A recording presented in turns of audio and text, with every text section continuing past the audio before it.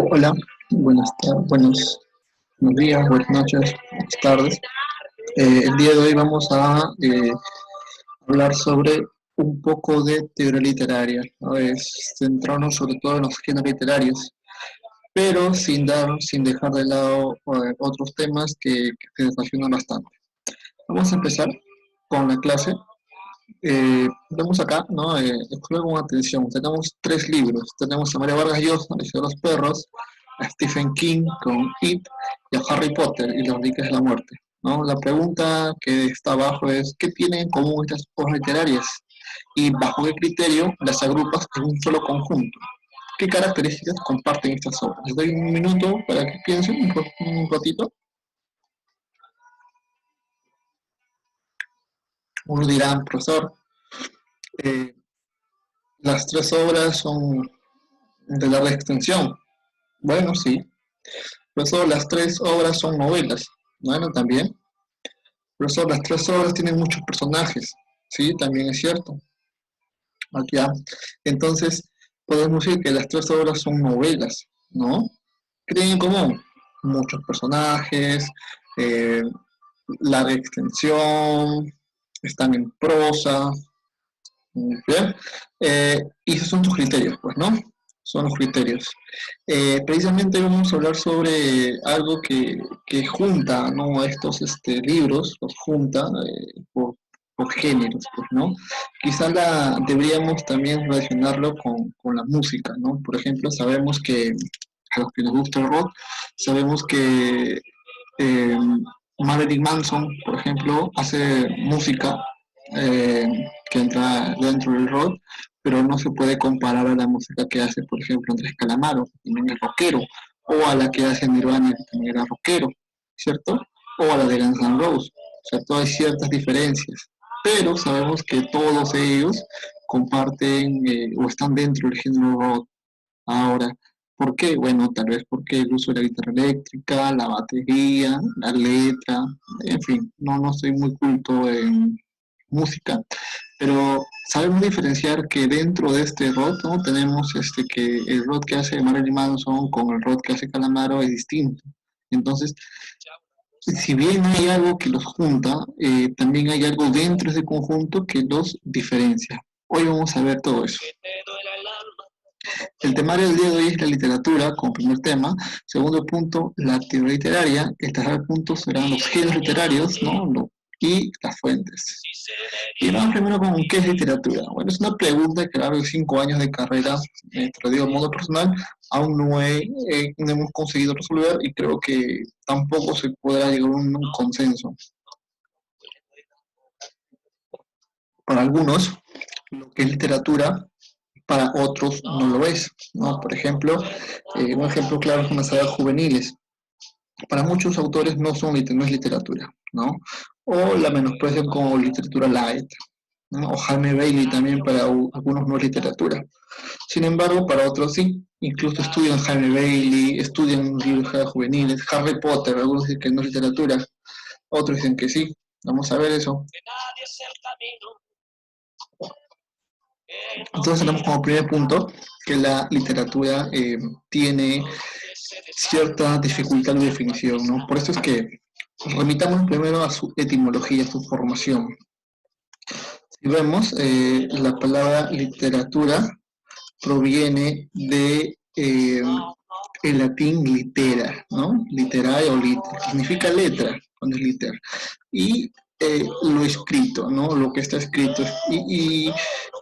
Está ligado sobre todo a la palabra escrita, ¿no? Pero si pensamos en literatura como lo que está escrito, y sobre todo como en las artes, ¿no? Como Aristóteles, eh, y lo ligamos al escrito o lo que representa los textos escritos por una sociedad o dentro de la sociedad, vamos a dejar fuera de esto a las leyendas, a los relatos orales, ¿no? A los cuentos orales, a las canciones. Entonces, tendríamos que ampliar el término, pues, ¿no? Bueno, este debate estuvo mucho tiempo, ¿no? Hasta el siglo XVIII se creía que literatura era solamente lo escrito, las bellas artes escritas, ¿no? La belleza escrita. Sin embargo, en el siglo XX, los humanistas rusos, con Roman Jakobson a la cabeza, quien planteó eh, que la literatura tiene un elemento constitutivo, ¿no? Y se preguntaba qué es literatura o qué hace un texto literario, ¿no? Eso lo va a llamar la literariedad. Y para él era, pues, la función poética, ¿no? O sea, el modo especial en que usa el lenguaje. Sin embargo, vamos a notar un poco más acá las definiciones clásicas. Primero tenemos que es un arte, ¿no?, que usa el lenguaje escrito. Luego tenemos una ciencia que estudia las obras literarias. Es un conjunto de libros, ¿no? Por ejemplo, podemos hablar de conjunto de libros como literatura peruana, conjunto de libros escritos en el Perú, literatura japonesa, conjunto de libros escritos en Japón, literatura gótica, conjunto de libros de temas oscuros, temas siniestros, etc., ¿no? Ahora, tradicionalmente, literatura se puede definir de tres modos, acá están tres modos, pero como acabas de notar, no se escapa de esto la oralidad, ¿no? Y se centra bastante en lo que es la escritura.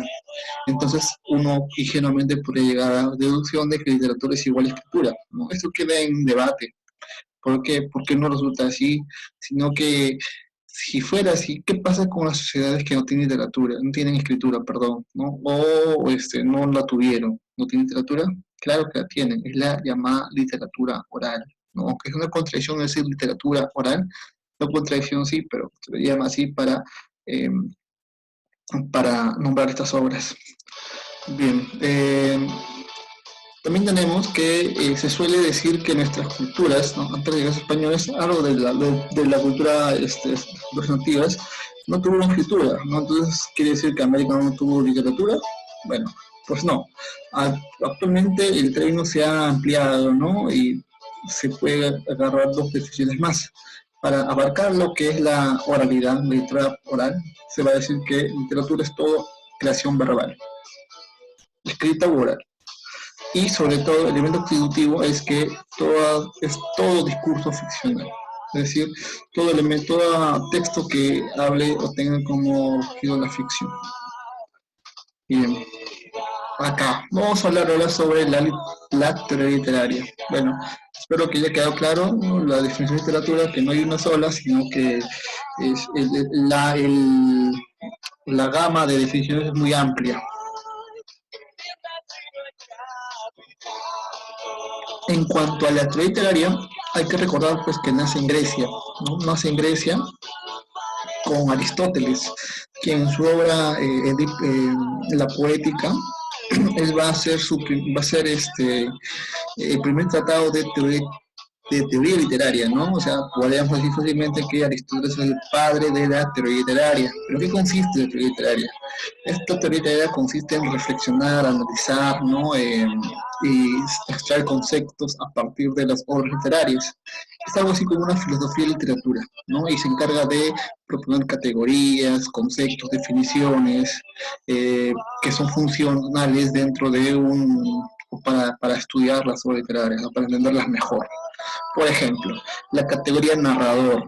No, narrador no vamos a emplear en biología, ¿no? ¿Quién es el narrador en una célula, por ejemplo? No se puede, pues, ¿no? Pero podríamos hablar de narrador en literatura, ¿no? En una novela. Por ejemplo, ¿quién es el narrador que se me ocurre? Del Caballero Carmelo, ¿no? Es un niño que está recordando a Abraham de pequeño. No es un narrador llamado Abraham, como el autor, sí, pero no es el autor, llamado Abraham, que que está recordando, ¿no?, su infancia, ¿no? Bien, pero además Aristóteles analizó las primeras obras literarias, ¿no? Para él la tragedia perfecta era Edipo Rey, ¿no? Porque él consideraba que cumplía con tres reglas básicas, llamadas después en el siglo XVIII como las unidades aristotélicas. Bueno, en realidad fue llamado mucho antes así, porque Aristóteles marcó escuela de cómo hacer o cómo debería ser el teatro, ¿no? Y fue imitado durante mucho tiempo, se imitó en Roma, pero, por ejemplo, Shakespeare y Lope de Vega rompen con algunas unidades de Aristóteles, ¿no? Como, por ejemplo, unidad de lugar. Por ejemplo, recordemos que Shakespeare en Romeo y Julieta no usa dos escenarios, pero ¿qué aconsejaba esta girita Aristóteles? Él aconsejaba que debería ser un solo lugar, una sala importante, durante menos de 24 horas.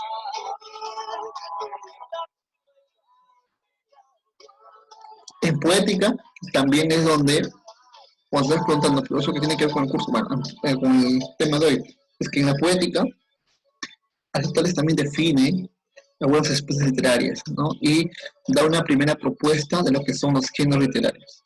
Y vamos a hablar sobre esto, sobre los géneros literarios, ¿no? ¿Qué son los géneros literarios? ¿No recuerdas que al inicio te hice una comparación con lo que era eh, la música, ¿no? Los géneros musicales, el rock, ¿no? ¿no? Por ejemplo, sabemos que Yajaira Plasencia no canta salsa, pero no es la misma salsa que canta el Gran Combo, ¿no? Espero que lo conozcas. Eh, entonces, podemos decir que son salsas porque de repente usan pues el saxo, ¿no? Música movida, no bailable, etcétera. Pero, ¿qué es diferencia? Bueno, de repente que uno es más, le da más énfasis al contenido, a la lírica, y el otro le da más énfasis o sea, al ritmo, al baile, no sé. Entonces, siguiendo esa agrupación, esa definición, podemos decir que un género literario es una agrupación de obras que se reúnen bajo un rótulo porque tienen características comunes, ya sea de forma o de fondo. ¿Perdón? O sea, son agrupaciones, no son conjuntos. Ahora, dentro de estos conjuntos, así como en la música, hay subdivisiones, ¿no? El rock se divide, por ejemplo, en rock pesado, en rock pop, eh, rock and roll, grunge, qué sé yo. Ahora, lo mismo pasa con los géneros literarios, ¿no? También hay pequeñas divisiones dentro. A estas divisiones se les va a llamar especies literarias.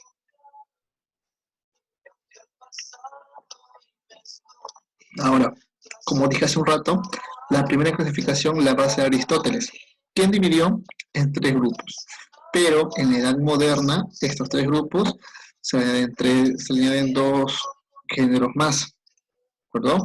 Vamos a empezar primero con los géneros tradicionales, es decir, los que fueron propuestos por Aristóteles. Surgen en la Edad Antigua, en Grecia. Durante la Edad Antigua son escritos en verso. En la Edad Moderna se alternan con la prosa, ¿no? Es decir, en la antigüedad estos géneros que están acá tienen que estar en verso necesariamente. Pero en la edad moderna, en adelante hasta la actualidad, se puede escribir un poema épico, bueno, no sería poema, no, pero una épica podría escribirse en prosa, ¿no? Y fueron propuestas por Aristóteles. ¿Y cuáles son estas? Estamos la épica, la lírica y la dramática, género dramático. La épica, como su nombre dice, narra, por esta fórmula, narra hazañas de personajes nobles. Es de carácter objetivo, alterna la narración con la descripción y el diálogo, ¿no? Atentos a eso.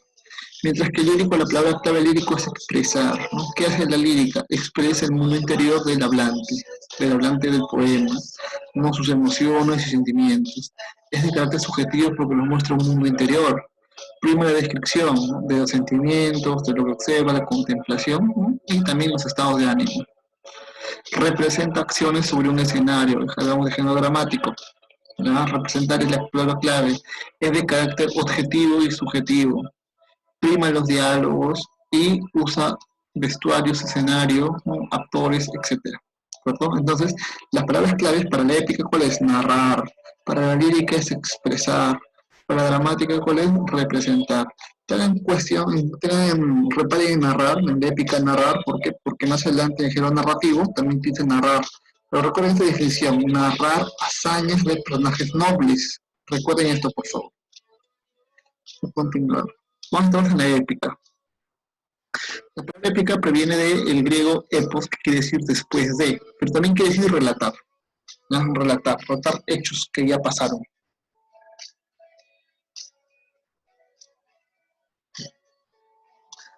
Algunos géneros que están dentro de la épica son la epopeya, el cantar de gesta y el poema épico.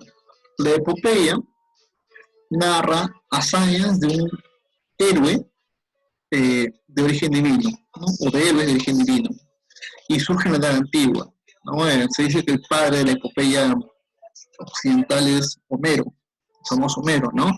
Precisamente tenemos dentro de las epopeyas, tenemos la Ilíada, la Odisea, la Eneida. Ahora, La epopeya, recuerden, narra, acá está la palabra clave, narra hazañas pasadas, ¿no? De un ser divino, ¿no? De un sujeto noble. Ahora, el cantar de gesta también narra hazañas de un héroe asociado al surgimiento de una nación. Y surge en la Edad Media. Eh, por ejemplo, por eso tenemos el cantar del Mío Cid, el cantar los Nibelungos. Si pensamos en cantar del Mío Cid, recordemos que ahí se liga la formación de España al Cid, ¿no? El Cid, todo lo que tiene España lo tiene el Cid. Él representa, él conglomera todos los valores españoles, ¿no? Lo mismo con los Nibelungos, con Beowulf, con Roldán, ¿no? Que están acá. El poema épico nace durante la Edad Moderna. Narra hazañas de temática religiosa, política, histórica. Noten esto. Acá se narra hazañas de héroes, de seres divinos, seres fantásticos, y de ese modo. Pero acá se narra hazañas de sujetos, como decirlo, mundanos del mundo real. Pero ojo, no son cualquier sujeto. Sujetos importantes, porque son sujetos para la religión, para la política y para la historia. O sea, son sujetos que han hecho, han trascendido. Su general moderna, ¿no? Ejemplo, José Libertad, que está acá, ¿no? Que habla sobre la primera cruzada, y Orlando Furioso, que es una reelaboración de Roldán, que a su vez, ¿no? Recuerden que Roldán era, bueno, según la obra, era sobre el Carlomagno, según esta obra, era un personaje que sí existió porque es real, ¿verdad? En cambio, la Eneida, que narra la vida de Eneas, es un personaje mitológico, igual que acá, que lidiada con. Bien, continuamos con, acá tenemos una escena de la Ilíada, ¿no? Los griegos y los troyanos, que pertenece al género, no, al género lírico. ¿Qué es el género lírico? Proviene la palabra liria, ¿no? Que es un instrumento con el que se entonaba. La lírica era parte eh, perdón, la lira fue inventada por Hermes, según la mitología griega, y se la regaló a Apolo, ¿no? A cambio de 50 vacas que él secuestró. Bien, la lírica también se divide en especies, ¿no? Por ejemplo, acá ven la palabra que repite expresa, ¿cierto? A ver, la lírica, en la oda. ¿Qué hace la lírica en la oda? Expresa la alegría, admiración o agitación de un personaje o hecho importante, ¿correcto? Su invención se atribuye a Píndaro, un poeta griego. Ejemplo, ¿no? La vida retirada, de Fray León, la batalla de Lepanto, de Fernando Herrera, y Juegos Olímpicos, de mismo Píndaro. Entonces tenemos que la oda exalta, hay que resaltar eso, ¿no? Que exalta la alegría, admiración o exaltación. O expresa emoción, una emoción alegre, positiva. La elegía es todo lo contrario, expresa una emoción negativa, lamento y dolor por la pérdida de un ser querido. Ejemplo, Copes ha muerto su padre, de Jorge Manrique o Los Villas de Melgar. Ahora, la égloga. ¿Qué es la égloga? La égloga expresa de manera idealizada la vida de los pastores en el campo. Ajá, expresa de manera idealizada. Recuerden eso. Su invención se le atribuye a Teócrito. Precisamente Teócrito se escribe una obra que se llama Idilias. Supuestamente es las primeras églogas. O tenemos también la famosa égloga Estación Amoroso de García de Vega. Ahora, volvemos acá con el madrigal. El madrigal expresa por amor por alguien, ¿no? Y este amor se atribuye o se manifiesta también de la belleza que causa. Por ejemplo, tenemos Ojos Claros, Serenos de Gutiérrez y Pino, un hermoso poema en castellano, los mejores poemas, recomiendo que lo lean. Y tenemos acá la epístola, ¿no? La epístola quiere decir carta, por acá dice, por eso es que expresa un afán congregativo, es decir, el hablante lírico se dirige a alguien especial. Tenemos, por ejemplo, la epístola Belardo de Marilis, ¿no? La poeta guanuqueña, que le dedica este poema, bueno, es lo que dicen, dedica este poema a Lope de Vega por su admiración, y le llaman, ¿no? Epístola Belardo, que este es el nombre destinatario. Vamos para acá, el epigrama. El epigrama expresa burla, ¿no? Por un personaje. Por ejemplo, los epigramas de Ernesto Cardenal. También hay epigramas de Cátulo, ¿no? Y todo lo que exprese burla, pero ojo, es una burla soterrada, ¿no? Una burla disimulada, perdón. Ahora, Es algo parecido, por no confundir lo que es la sátira. La sátira expresa también burla por un personaje público. Acá es un personaje anónimo, puede ser, o sea, no anónimo porque lo conoce el hablante, sino pues un personaje que no tiene trascendencia en el mundo, pero acá sí, porque es un personaje público, ¿no? Por ejemplo, A una nariz, un famoso poema que le dedica a Francisco de Quevedo y Villegas a Luis de Góngora. Bueno, este sería una sátira. Ahora, hay otras especies, sí, por ejemplo la endecha que expresa soledad, ¿no? Eh, tenemos también la fábula, ¿no? Que expresa un afán didáctico mediante la eliminación de animales, ¿no? Hay otras especies más. Bien, solamente pues las más importantes, las más relevantes. Vamos acá, por ejemplo, ¿no? Vamos a relacionar. Acá dice, esta ave en el aire, con sosiego, en el agua, en el pez, la salamandra en fuego, y el hombre en cuyo ser todo se encierra, está en la sola tierra, yo solo que nací para tormentos, estoy en todos estos elementos, la boca tengo en aire suspirando, el cuerpo en tierra, está peregrinando, los ojos tengo en llanto, noche y día, y en fuego el corazón y el alma mía. ¿A qué pertenecerá? ¿Será una oda, un epigrama, un maldito? Me parece que fuera, no sé, ¿qué opinan ustedes? ¿Ah? Está la ave en el aire con sosiego, en el agua el pez se la manda en fuego, y el hombre en cuyo ser todo se encierra, está en sola la tierra. Yo solo que nací para tormentos, estoy en todos estos elementos. ¿No? Como que hay una especie, un amor, ¿no? Un amor a sí mismo, un amor a sí mismo. A ver, vamos a ver acá.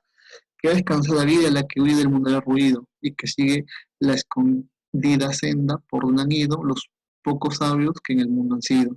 Que no le enturbie el pecho el de los soberbios grandes, el estado ni el dorado pecho, se mira fabricado del sabio moro el jaspe sustentado. ¿No? Aquí como que hay una explicación, ¿no? Y acá, al perderte yo a ti, tú y yo hemos perdido. Yo porque tú eras lo que más amaba, tú porque yo era el que te amaba más.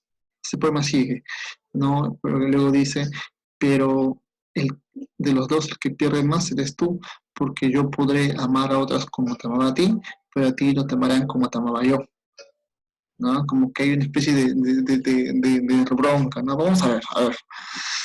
Este poema que es un madrigal. ¿Qué será el segundo poema? Una oda, y esto es un epigrama, ¿no? Continuamos. De género dramático. Bueno, de género dramático tenemos la tragedia. La tragedia representa acciones con un final funesto, ¿no? La tragedia ha ido evolucionando con el tiempo, porque antes en Grecia, que es donde se inventa, representaba la vida de seres nobles, ¿no? Que era lo contrario a la comedia, que representa la vida de gente del pueblo. Bueno, pero la tragedia ha evolucionando y ha tomado aspectos más mundanos, ¿no? Por ejemplo, hay personajes como García Lorca, que hace una obra de sangre que no son precisamente personajes nobles. Ha sido cambiando de la tragedia, pues, ¿no? Eh, acá tenemos la famosa obra de Shakespeare, ¿no? Hamlet o Romeo y Julieta, que son tragedias, ¿no? En la comedia tenemos que representa acciones con un final feliz.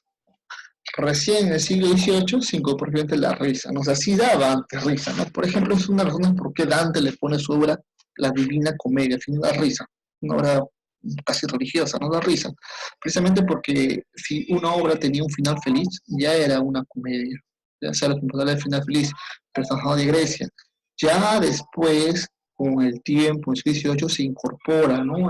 Se le da la forma que conocemos hoy en la comedia como algo que te va a dar risa. El drama. El drama repite acciones funestas. Perdón, antes de pasar, estamos acá el avaro de Molière. Hay otras comedias más. Sí, hay otras comedias. Aristófanes con las ranas, las nubes.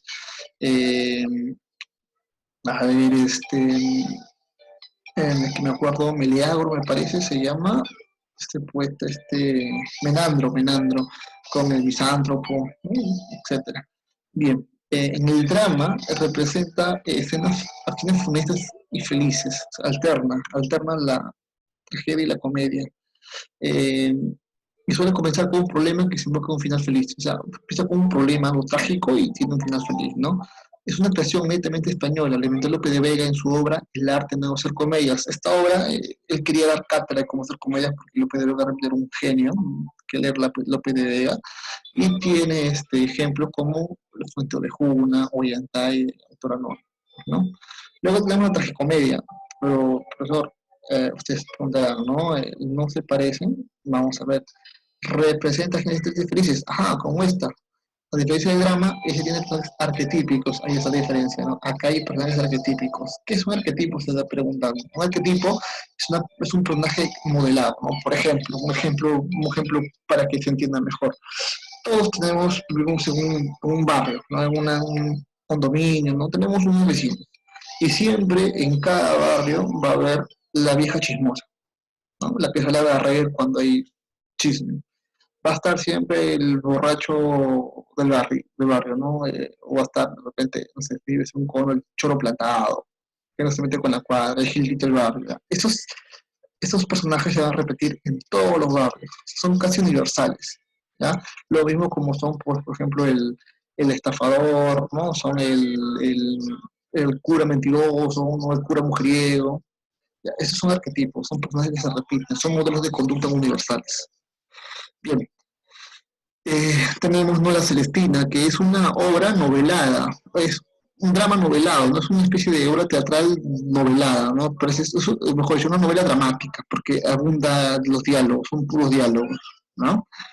¿no? Y su título original es Tragicomedia de Calixto y Melibea, y ahí pues le ponen La Celestina. ¿Qué es el acto sacramental? Representa en un solo acto escenas de la vida religiosa, ¿no? Episodios bíblicos o toman como personajes a los valores, ¿no? Por ejemplo, el gran mercado del mundo que anda en la barca. ¿Qué quiere decir esto? Quiere decir, por ejemplo, que o sea, en un solo acto aparece, no sé, el personaje llamado el amor, que está enamorado de la vida, porque se llama la vida, y ambos pues dan su discurso, y aparece de repente alguien que está triste, el resentimiento, ¿no? Y así. O sea, son personajes que presentan valores, ¿no? Pero también va a hablar sobre la vida religiosa, la vida de Cristo sobre todo, de unos santos. Tiene un afán moralizador didáctico. Hay más especies, sí, está el entremés, que era una especie pequeña, cómica de un solo acto que se hacía entre acto y entre cuando sacaba un acto, eh, era una escena, perdón, sacaba un acto, se baja el telón. Entonces, para que el público no se aburra, sale a un grupito a hacer un pequeño sketch, ¿no? Una pequeña escena. O sea, era cómica más generalmente. Quien hacía entremeses bastante, Miguel Sáenz Saavedra. Luego tenemos la zarzuela, ¿no? De carácter costumbrista también.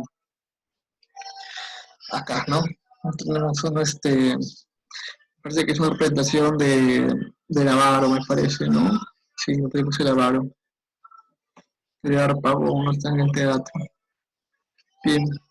Vamos con los géneros modernos, ¿no? Los géneros literarios permanecen todavía, pero han ido cambiando, ¿no? Para San Marcos, chicos, en San Marcos existen solamente tres géneros. ¿Cuáles son? Los tradicionales, ¿no? Y como les dije, ¿no? El narrativo eh, se incorpora, ¿no? Se le llama épico narrativo. Bueno, pero está discutible. Vamos acá. Géneros modernos. Eh, Surgen a partir de la Edad Moderna, del siglo XVI, ¿no? Siglo XV y XVI. Se escriben en prosa. Los géneros tradicionales se alternan la prosa y el verso, como les dije hace un rato, ¿no? Y surgen nuevas especies literarias, ¿no? Incluso en los géneros tradicionales. Acá, narrativo. ¿Cuáles son los géneros? La narrativa y el expositivo. Dentro del narrativo tenemos que se narra, o recuerden que el épico él narraba hazañas de héroes o sujetos divinos. Acá no, acá se narra hechos cotidianos de personajes comunes, una infidelidad, ¿no? El amor frustrado, etcétera. Presenta un narrador que es quien cuenta la historia, por eso se llama el narrativo. Alterna la narración, la descripción y el diálogo. Igual que el épico de aquí que San Marcos los tome como si fuera lo mismo, pues, ¿no? Expositivo, como su nombre dice, expone las ideas propias del autor. Tiene como finalidad dar a conocer una postura ideológica, político-estética del autor. Prima de argumentación y exposición. ¿Por qué San Marcos no considera el expositivo como género literario, sino como extra literario? Porque va a decir que acá no hay no está la ficción, ¿no? Porque se habla propiamente del autor. Aquí sí puede, aquí habla el autor, en cambio aquí habla el narrador. A ver, narrativo. No, acá está, ¿no? Le repito, pasa Marcos, este género y el épico son lo mismo. Tenemos acá la novela, el cuento y la crónica. La novela narra múltiples hechos de personajes, presenta una gran cantidad de personajes, de escenarios y de acciones. Se caracteriza por ser de una gran extensión. Ahora, tenemos la primera novela que vimos, Lloró Perro Vargas Llosa, Lloró una mujer casada, de Jesús Araira, nuestro favorito, y un libro que recomiendo bastante para que repiense la lectura, que es Fahrenheit 451, es de Ray Bradbury, muy buen autor. Bien, en cuanto al cuento, no es lo contrario a la novela, pero es parecido a la novela, porque también narra una sola acción importante, que es el conflicto central de la historia. O sea, acá se narran muchas acciones, acá son una sola acción. Presenta pocos escenarios, pocos personajes y pocas acciones. Bueno, es una sola acción, ¿no? Y es de corta extensión. Pues acá prima la extensión, acá prima la intención, la intensidad. Ejemplos, ¿no? El Cayo Carmelo de Abraham de Lomar, El gato negro de Edgar Allan Poe, Alienación de Julio Ramón Ribeiro. Tenemos la crónica. La crónica es una pieza narrativa que narra de forma secuencial los hechos sucedidos, ¿no? Es un recuento histórico, sigue una línea temporal determinada. Es decir, narran hechos que han sucedido, pero no los cuentan de manera secuencial, paso a paso. La novela y el cuento no sucede muchas veces así. Eh, Tenemos, por ejemplo, los cuenteros reales de García La Vega, el Inca García La Vega, una crónica Buen Gobierno de Guzmán Pomada Ayala y Muerte del Protagonista de el gran César Ricardo Uceda. Hay otros géneros, sí podría haber, ¿no? Puede considerarse en la autobiografía, ¿no? Pero es cuestionable. Vamos a jugar con esto más. Ahora, vamos con el expositivo. Para San Marcos, este género no se considera, pues, a diferencia de los otros géneros, aquí no prima la ficción, acá sí no prima la estética, lo bello, ¿no? Por eso es literario. Pero para San Marcos no es literario. ¿Por qué? Porque no hay ficciones. Eh, el ensayo, el único que se puede emplear acá es el ensayo, ¿no? Porque expone ideas propias del autor, opiniones y comentarios acerca de un tema. No se muestra con la ficción, como le dije, ¿no? Puesto que es una exposición que dice el autor y lo hace usando una prosa elegante con diferentes figuras. Fue inventado por Michel de Montaigne en el siglo XV con su libro Ensayos. No precisamente leer el nombre. La tentación del fracaso, la tentación del imposible, el laberinto de la soledad, son algunos, ¿no? Por ejemplo, tenemos acá de Octavio Paz, de la soledad. Tenemos Michel de Montaigne, sus ensayos, y Vargas Llosa, La tentación de lo imposible. Estos libros van a mostrar los pensamientos reales del autor, no del personaje, no del autor. Bien, que son las fuentes, he sacado todo lo que les he expuesto. Espero que la clase les haya gustado. Les doy muchas gracias por su atención y que, bueno, será conmigo hasta una siguiente clase. Les deseo un buen día. Muchas gracias.